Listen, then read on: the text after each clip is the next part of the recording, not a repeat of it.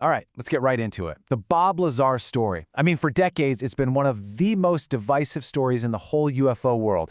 But something just happened. Something that made a 40-year-old memory feel brand new. Not just for us, but for Lazar himself. So today, we're going to dig into his latest thoughts on what he saw and the pretty shocking reason why he now thinks keeping it all a secret might have been the right move. And this quote, this is what kicks everything off. It's not like what I saw. It's exactly what I saw. I mean, listen to that. That's not someone just kind of remembering something from way back when. No, that is the sound of a person seeing a ghost from their past brought back to life with, honestly, terrifying accuracy. So the big question is, what did he see? What could possibly trigger a reaction like that? Well, it was a new documentary, and the filmmakers, they did something incredible. They used this meticulous handmade CGI to rebuild his memories of the S4 facility.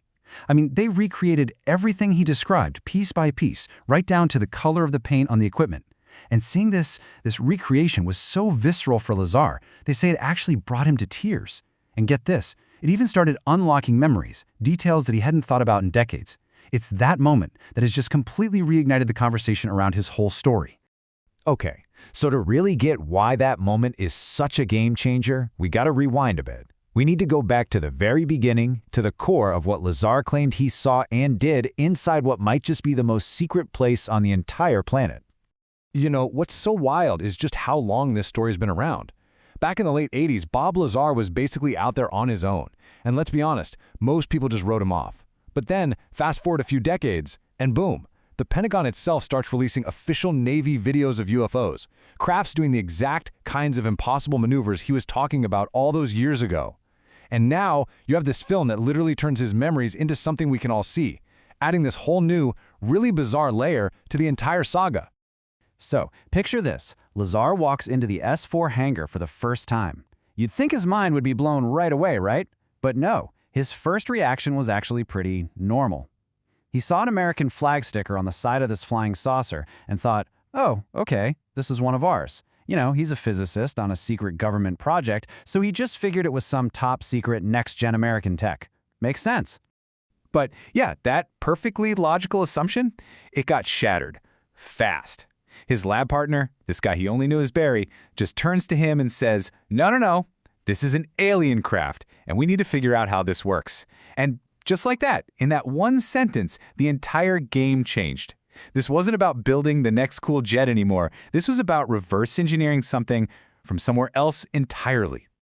So the team gets their marching orders, and they're kind of weirdly contradictory. First, directive number 1. Duplicate the technology with whatever materials we have, no matter what it costs. Simple enough. But then there's directive number 2. Figure out how to disable this technology from a distance, also at any cost. Think about that for a second. That second part, it speaks volumes. It points to this deep-seated fear. A fear of what this tech could do if it fell into the wrong hands. Or maybe a fear of it ever trying to go back to its original hands. All right, so let's talk about the tech itself. Because what Lazar says he was working with, it wasn't just a slightly better version of our own science. No, this stuff supposedly ran on principles of physics we're still trying to figure out today. And the absolute heart of all of it was this stuff, element 115. Now, you have to remember, back then, this element didn't officially exist. It wasn't on any periodic table. Lazar said it was this super heavy but somehow stable element, and when you bombarded it with particles, it created its own gravity field. It wasn't fuel like jet fuel. It wasn't about pushing things. It was a fuel for bending space and time itself. So here's the basic breakdown of how he said this thing worked. You have the reactor, right? That uses element 115 to generate this anti-gravity wave. Then, you've got these 3 emitters on the bottom that amplify and aim that wave. The entire body of the craft was supposedly seamless, like it was grown or 3D printed out of one single piece of exotic metal. So the key takeaway is, it didn't fly through space, pushing air out of the way. It literally distorted the fabric of space-time around it to pull its destination to it. Just a totally different way to travel. So you've got this unbelievable, world-changing technology sitting in a hangar. You'd think they'd be making breakthroughs left and right? I mean, a whole new industrial revolution. But according to Lazar, when he got there, the whole project was basically stuck in the mud for decades. So why? What was going wrong? And the answer, according to him, was pretty simple. The secrecy was actually killing the science. Think about how real science works, right? It's all about collaboration. People share ideas. Experts in different fields talk to each other. But at S4, it was the exact opposite. Everything was compartmentalized, totally siloed off. The guys studying the metal couldn't talk to the guys studying the reactor. Lazar had a hunch the craft's material was directly tied to how it worked, but he was literally forbidden from talking to the metallurgy team. The whole setup was, as he put it, just self-defeating. Okay, but that level of self-defeating secrecy, it just begs a much, much bigger question. If any of this is real, why guard it so intensely for all these years, even if it meant you couldn't make any progress? Yeah, this is really the million-dollar question, isn't it? If the tech is real, why has it been locked away for more than 40 years? For most of that time, Lazar was the guy fighting to get the secret out, believing the world had a right to know.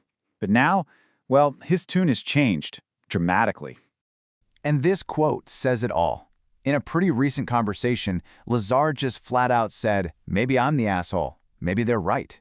It's a shocking thing to hear from him. He basically explained that for 40 years, a whole chain of very smart people have looked at this and all made the same decision: keep it secret. And now, when he looks around at the world today, he's starting to think they probably had a damn good reason. See, he doesn't just see this as some fancy new engine anymore. He gets what it really is now. It's a world-conquering technology. The power to go anywhere on the planet in an instant, the ability to disable any weapon system we have. Give that to any one country or group and they would dominate the globe. End of story. And this really gets to the heart of it. We are territorial primates. I'm really not sure we should be trusted with this.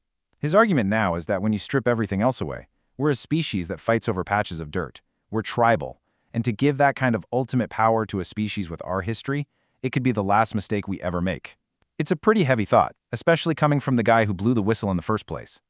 And thinking like this, it really opens the door to some of the most profound and, frankly, some of the most unsettling questions that Lazar says he came across.